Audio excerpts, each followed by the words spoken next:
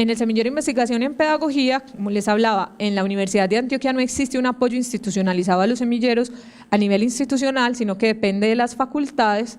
En nuestro caso, en la Facultad de Educación, sí hay un apoyo a través de los proyectos que se le financian a los estudiantes. Se hace una convocatoria anual que le da 2 millones de pesos a cada, pues a los estudiantes que presenten el proyecto para desarrollar los proyectos por un año. Y lo demás pues lo gestionan los mismos estudiantes o los grupos, pues, o el grupo de sus recursos. Pero digamos del nivel central hasta hoy no hay unos recursos destinados a los semilleros. Pásalo.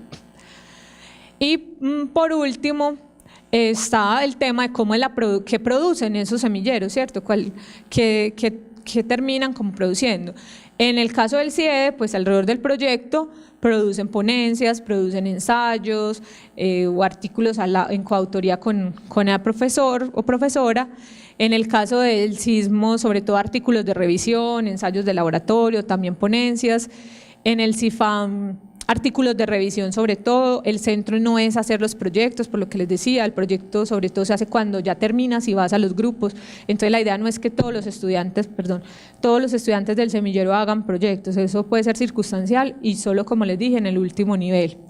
Y en el caso del semillero, los estudiantes pueden hacer muchas cosas, ensayos, proyectos, artículos, ponencias, pero no es una exigencia y cada estudiante lo va haciendo en el tiempo que ellos se van encontrando con la necesidad. Entonces no es como que llegamos al semillero el primer semestre y al segundo semestre ya tienen que tener el proyecto y al tercero ya lo estamos ejecutando, no. Las rutas son muy individuales, entonces como puede que haya un estudiante que llegue con una idea y la quiera desarrollar y lo haga muy rápidamente, puede que haya otro que esté 2 años y no tenga necesariamente un proyecto, sino que haga otro tipo de ejercicios, ensayos, charlas, cátedras, otro tipo de cosas. Bueno, hasta ahí estas diversas experiencias como para ilustrar múltiples formas en las que toman vida los semilleros en el contexto pues local, no solo en el de la universidad. Y una tercera parte sería la de los impactos, que es muy difícil de medir. Aquí sí voy a contarles un poco esos impactos a partir de lo que encontramos en el proyecto en la universidad. En primer lugar, nosotros esos atributos que habíamos encontrado en la definición, fuimos a preguntarle a los estudiantes que estaban actualmente en los semilleros y a los egresados de los semilleros si ellos sí habían vivido esas características, si ellos las habían visto presentes en sus propuestas de semilleros. Y nos encontramos, como muestra la gráfica, una alta coincidencia. O sea, efectivamente los estudiantes que habían pasado por los semilleros daban cuenta de que esas características sí las habían vivido. Y los que estaban actualmente igual. Aquí las que estaban un poco más flojas serían las del trabajo interdisciplinario, que miren la que no está, y la de la integración profesor-estudiante, por aquello de que siguen existiendo propuestas donde la relación entre el profesor y los estudiantes sigue siendo una relación muy vertical, no de tanta horizontalidad como se planteaba en su definición. Pásalo. También miramos si los semilleros de nuestra universidad estaban vinculados a los grupos. Nos encontramos que en un alto porcentaje sí estaban vinculados a los grupos.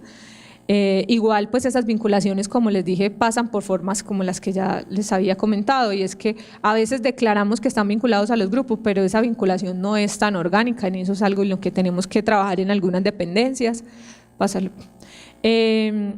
También hay, bueno, en la caracterización que hicimos hay muchas preguntas, yo aquí solamente seleccioné algunas. Una es el tema de quién coordina el semillero, ¿cierto? Y además quién los convoca.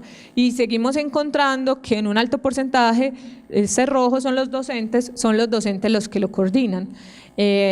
Cuando la estrategia de semillero se planteó, la idea era empoderar a los estudiantes.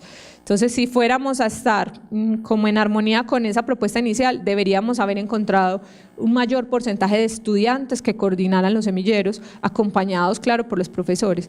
Pero miren que seguimos teniendo una estrategia coordinada altamente por los profesores hoy por hoy, y donde son los profesores los motivadores del semillero, es decir, los que están creando el semillero y los que están llamando a los estudiantes a participar. Eso es ahora distinto a como fue en los inicios de los semilleros. Ahí ha habido un cambio en la estrategia de la universidad. Pásalo. Preguntábamos por las funciones del coordinador. Aquí lo que quiero que veamos es que no es solamente la de definir las actividades, sino que recaen sobre él actividades de diversa índole, hasta la comunicación, la motivación, la representación. Y si vemos que los profesores siguen siendo los coordinadores, entonces la pregunta sería ¿qué función se está delegando en los estudiantes? ¿Por qué no se delegan ellos la representación, por ejemplo, o las funciones de comunicación? Sí, deberíamos trabajar en empoderar más a los estudiantes en esas funciones. Pásalo. Y crecer la función de asesoría. Fíjense que de todo lo que el profesor declara, lo que menos declara de tiempo es asesoría. Se pasa todo el tiempo haciendo un montón de cosas que podrían hacer también los estudiantes. Eso es, como les digo, distinto a como eran sus inicios y también un asunto en el que debemos trabajar ahora. ¿Qué tipo de actividades realizan? Pues todo ese montón de cosas. Si miramos, pues hay en algunos semilleros esa preocupación por hacer lo mismo que hacen los grupos de investigación, entonces ponencias, documentos, pero en sus estrategias de formación, miren que los conversatorios, las mesas redondas, los clubes de revista siguen teniendo protagonismo, que no necesariamente redundan como en esos tipos de productos que hacen los investigadores. Pásalo. Aquí preguntábamos dónde publican por una razón, no porque creyéramos que el fin del semillero era publicar, sino porque si recuerdan esa otra definición se decía que lo que los estudiantes hacían, como era de menor exigencia, no cumplía los cánones académicos, ¿cierto?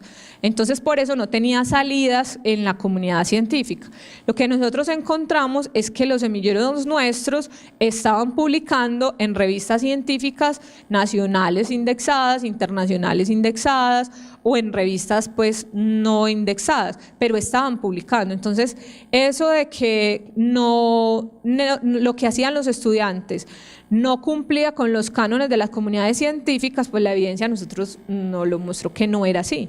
El 48% de los semilleros tenían publicaciones en revistas indexadas, o sea, se estaban jugando en espacios arbitrados por pares que se mueven a las comunidades académicas. Entonces establecer una diferenciación como esa relación en la que les planteaba, donde por un lado va el camino del investigador y por el otro el del sentido estricto y por el otro de la investigación formativa, no tenía mucho fundamento en la experiencia de cómo los estudiantes fueron o han ido llegando a esos espacios. No demeritan por estar en pregrado o por estar en ejercicios, entre comillas, de investigación. Pásalo. Y fuimos también a los egresados a ubicar qué había pasado con esos estudiantes que habían sido de los semilleros y encontrábamos que el 98% de ellos nos decían que efectivamente el semillero les había dado elementos a su formación que eran diferenciadores, que los hacían, válganme la redundancia, diferentes a los demás compañeros que no tuvieron esa experiencia. Ellos reconocían que habían podido desarrollar otras habilidades. Ahora se las comparto. Y también miramos cómo seguía el vínculo de esos estudiantes en la universidad en dos sentidos. Primero, si ellos habían continuado su formación.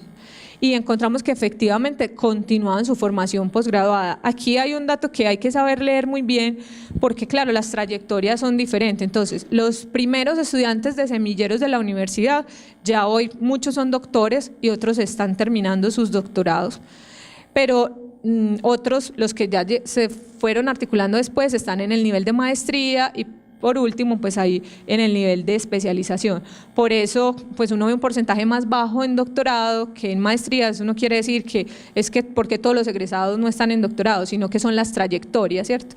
Lo importante sería decir, los estudiantes de semillero buscan la formación posgraduada, se interesan naturalmente en ella. Ahora el tema es cómo la universidad les ofrece garantías para poderlos articular. Ese es otro problema, es un gran desafío si lo queremos adelantar en el tema de semilleros. Cómo enganchar a ese muchacho, seguirlo articulando a la universidad una vez que se gradúa del pregrado de la universidad. Ahí tenemos dificultades que son administrativas y también creativas, pues. Pásalo. Y el tema de si seguían vinculados a los grupos de investigación o si seguían vinculados a la universidad. Encontramos que el 47% seguía vinculado a los grupos de investigación como integrantes, como estudiantes de posgrado, como jóvenes investigadores, o sea, seguía vinculado y tenía ese interés de seguirlo estando y seguían vinculados a la universidad.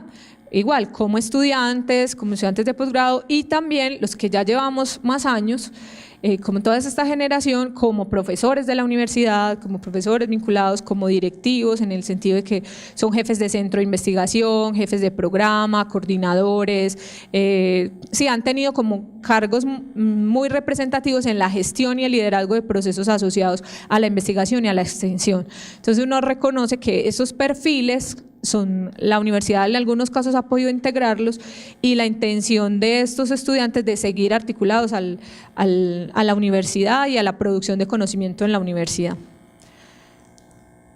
Pásalo.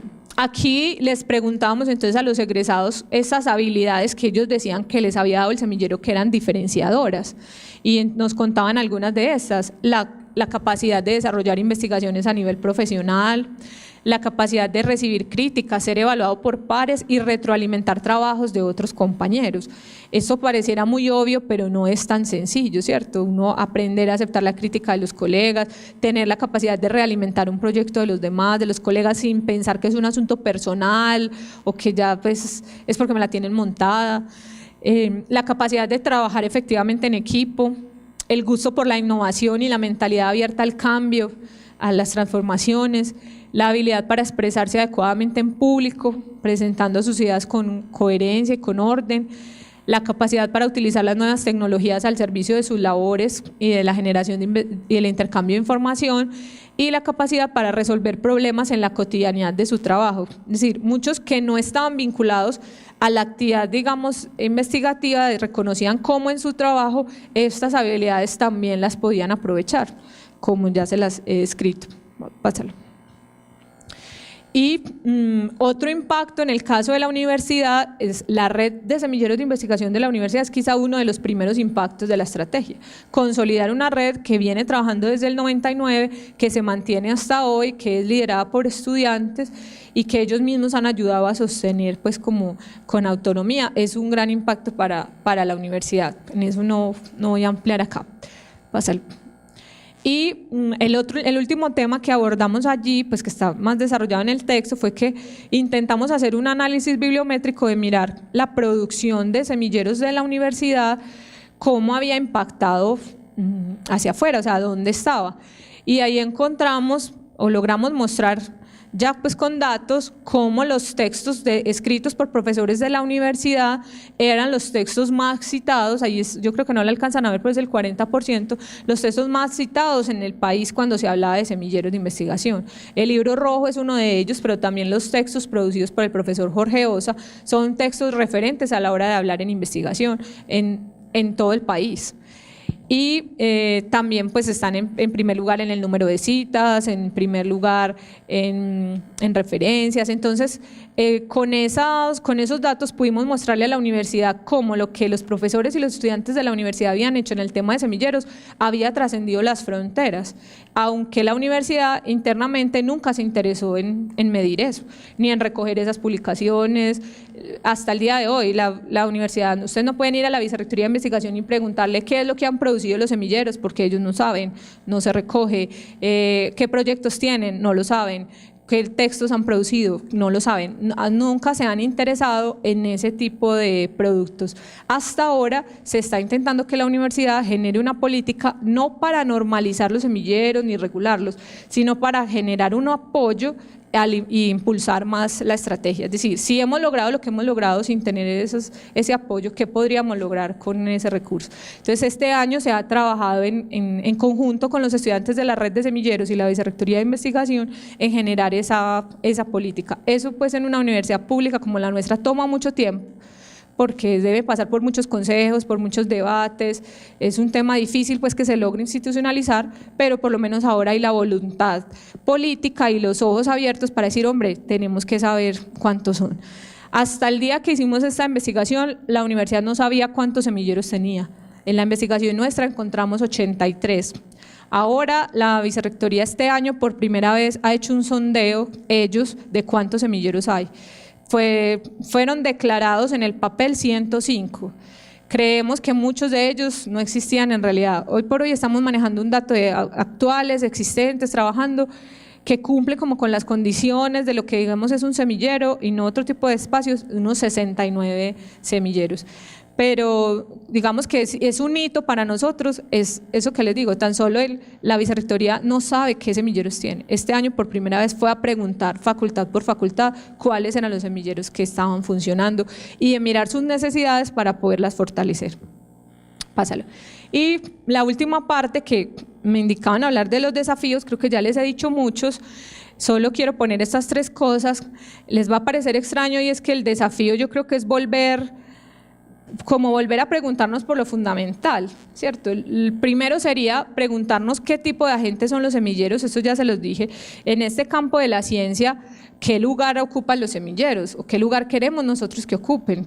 ¿Son recién llegados? ¿Son emuladores? Es decir, van solo a imitar lo que hacen los investigadores, pero no los consideramos investigadores, preparan el derecho de entrada, es decir, son una preparación para un futuro, para después ser habilitados como investigadores. ¿Qué lugar les estamos entregando? El desafío es entender en qué concepto nos estamos moviendo y ser coherentes en nuestras actuaciones y en el desarrollo de nuestras propuestas con eso que decimos o declaramos sobre los semilleros.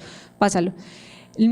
Lo otro es acá una cita, quiero leerla. Las formas que han tomado los semilleros de investigación son tantas como semilleros hay. No es posible siquiera afirmar que hay una sola modalidad de semillero, eso ya se los he mostrado al interior de las instituciones.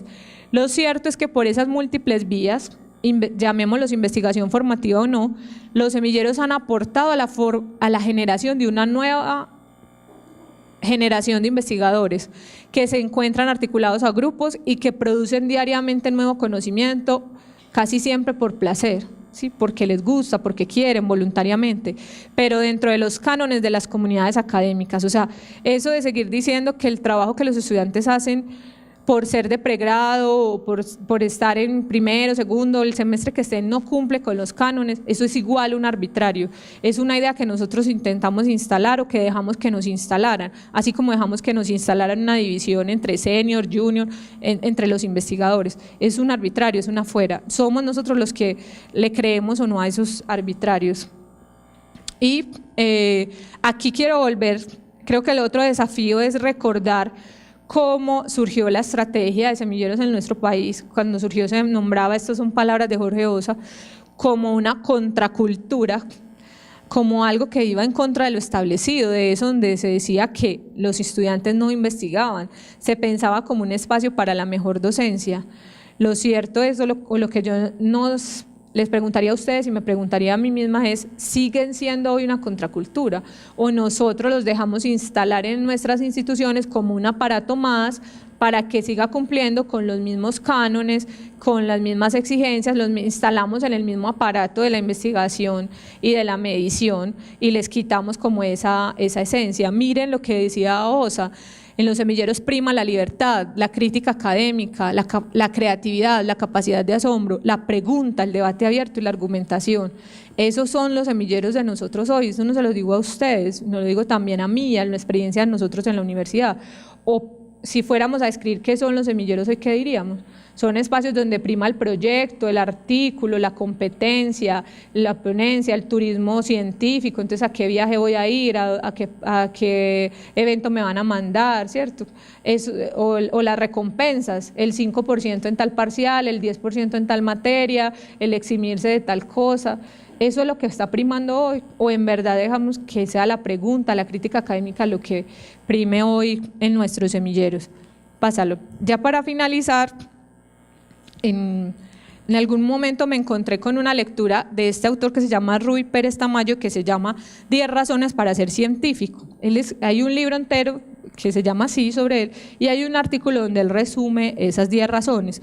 Igual lo pueden consultar, es interesante. Entonces él dice, 10 razones para ser científico. 1, hacer siempre lo que me gusta. 2, no tener jefe en el trabajo.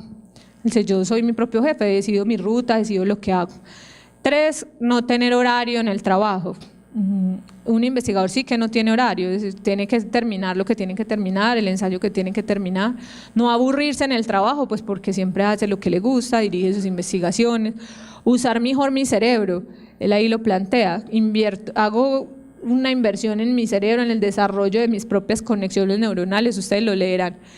Él dice, lo dice así, para que no me tomen el pelo, es decir, para no tragar entero, para desconfiar de ciertas cosas, para preguntar, para ir más allá, para hablar con otros científicos, para aumentar el número de científicos en el país de él es mexicano, para no envejecer.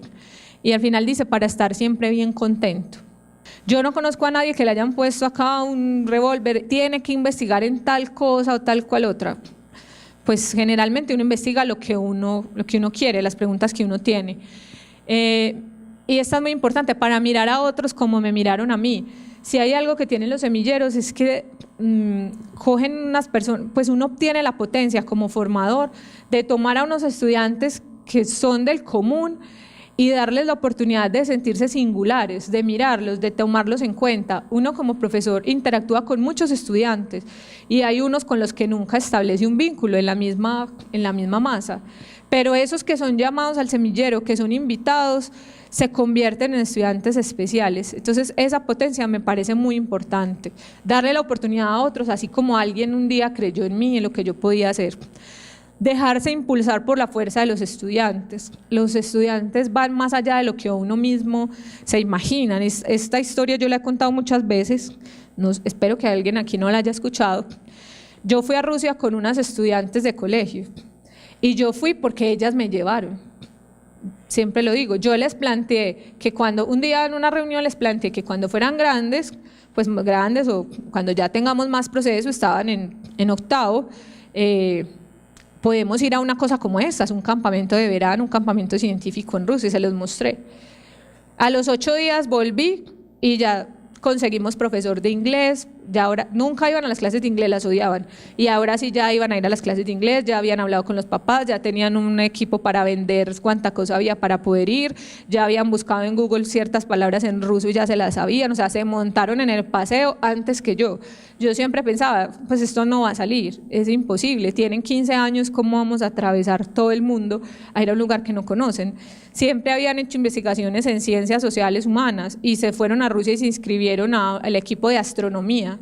Yo decía, por Dios, si nosotros no sabemos nada de astronomía, menos astronomía en inglés, ¿qué vamos a ir a hacer allá? Y allá aparecimos, o sea, ya fuimos. Los estudiantes los llevan a uno a lugares impensados, si uno les da la confianza de que lo pueden lograr. Fuimos a Rusia y ellas eran las que sabían ruso, que habían estudiado con Google, yo era atrás, ¿cómo se dice tal cosa? ¿Cómo se dice la otra? Que era bien difícil, por cierto, el tema de la comunicación. Pero lo logramos, allá fuimos, estuvimos en el campamento, estuvieron en astronomía, fueron las estudiantes que descubrieron la estrella en el equipo de astronomía, y toda la estrella lleva su nombre, o sea, todo fue como una serie de eventos que jamás hubiéramos podido pensar en ese campamento. Entonces es como eso, la fuerza que los estudiantes le dan a uno. Ahí les digo, llegar a lugares insospechados en el sentido literal como ese y también metafórico, ¿sí? A lugares que uno no se imagina. Tener siempre muchas preguntas, uno como investigador siempre tiene la pregunta de este proyecto y otra lista por acá cuando tenga tiempo, más adelante, cuando termine. Ahora que estoy en la investigación del doctorado, tengo como otro montón de preguntas cuando termine, no veo la hora de acabar esta para poder hacer otras y en fin. Confiar en otros más de los que ellos confían en sí mismos, el tema de la formación también es eso, entregarle a otro confianza. Uno necesita que otros crean más en uno de lo que uno mismo cree en uno mismo, y eso es muy importante en el tema de la formación. Y ser y sentirse parte del equipo, de un grupo, eso le dan también los semilleros a los estudiantes en medio de la universidad en la que uno se cree grande, independiente, esa sensación de pertenecer a algún lugar, de yo soy de un semillero, tengo un grupo, tengo un lugar donde me esperan, donde si no voy alguien va a notar que no fui, qué está pasando conmigo. Eso es muy importante en la formación. Hacer de tu trabajo una causa. Yo durante muchos años y pues hasta ahora para mí los semilleros más que un trabajo, porque pues nunca lo han sido como una causa, algo en lo que creo y estoy dispuesta a ir a muchos lugares a enseñarle a otros o ayudarle a otros a que crean en esta estrategia. No hacer siempre lo mismo. Si hay algo que me gusta de mi vida profesional es que los días están llenos de cero rutina. Ahora mis amigos me gozan porque ando como en una gira de conciertos, ya estamos viendo qué nombre le ponemos. La semana antepasada estuve en Argentina, la semana pasada en Barranquilla, estoy aquí, en la tarde tengo un vuelo para Cali y tengo otro montón de actividades que son distintas. Estoy en la tarde con el semillero, el otro día en una conferencia. Uno no tiene siempre el mismo día, es raro el día que estás todo el día en la oficina haciendo la misma actividad o no tienes una clase, un intercambio. Entonces, eso me parece muy interesante. Y lo último, y con esto termino, es que lo que más me parece importante de formar a alguien y de formar en investigación es que la formación es un lugar para la esperanza. Uno es formador porque uno cree que las cosas pueden cambiar, porque uno cree que las personas pueden cambiar. Esto solo es posible si uno tiene esperanza. Alguien que no tenga esperanza no puede ser formador, porque entonces cree que los otros no pueden aprender, que nada va a cambiar, que no vamos a conseguir nada. Estar en este espacio me ayuda a tener esperanza de que seguimos estando interesados en este tema y de que en algún lugar alguien va a seguir haciendo bien su trabajo y vamos a seguir siendo muchos los contagiados con esta estrategia. Muchas gracias.